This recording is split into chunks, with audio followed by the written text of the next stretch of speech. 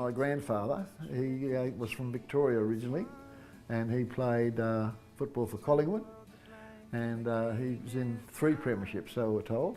And so he came over here to settle here, and then he started playing with South. And then after that, Dad came along, and he played for South as well, and he also went and played for St Kilda.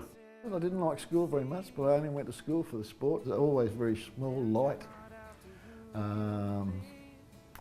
But in saying that, I was pretty quick, so that counteracted those other things a little bit. Just before I went to South,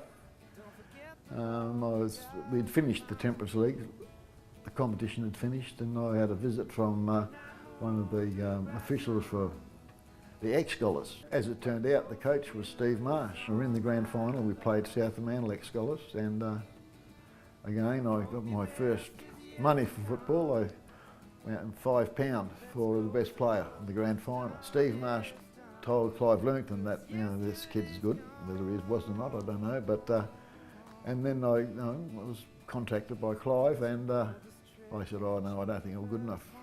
And he said, "Oh well, why don't you just come down to training and do all the pre-season training?" I was only 17 then. I turned 18 in the next week. The team was just so crash hot that that's why I just didn't think I'd ever fit in there. I just didn't think I was good enough. But these were men that had been away in the war, firing guns and shooting people. They were really, it wasn't only South, it was the whole comp. The guys had been back from the war, I suppose 2 years, 3 years, I suppose.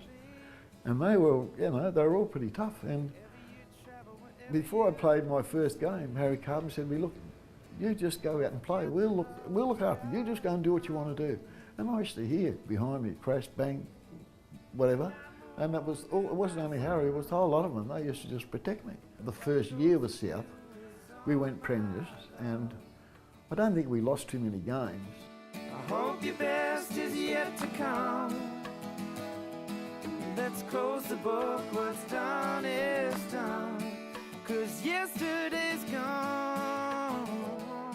I might have been spoiled a bit that it was just so easy for me. I just fitted in, and there was no any hassles, and Steve Marsh used to, blow you up every now and again, and I was told early on, don't take any notice of him, just listen to him. But don't start arguing with him because you won't win. I got the letters from North Melbourne and Essendon. You had to pay your own way over there, and you had to, if you decided to go. But then you had to stand out of football for 2 years. And I was, 21 or 22 or something. I was thinking, I don't want to stay out of football for 2 years, so I'll just give it a miss. Well, as it turned out, Clive Lewington was a state coach as well, so it was, you can see now, everything was just falling into place for me.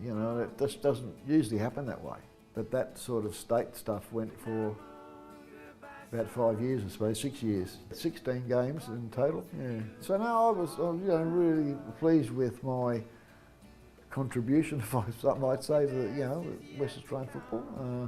It's a real proud moment, and the other thing is that it's for my family, my grandchildren. They never saw me play.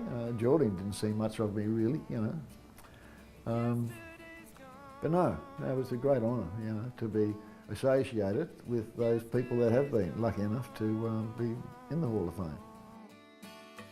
Yesterday's gone. Yesterday's gone.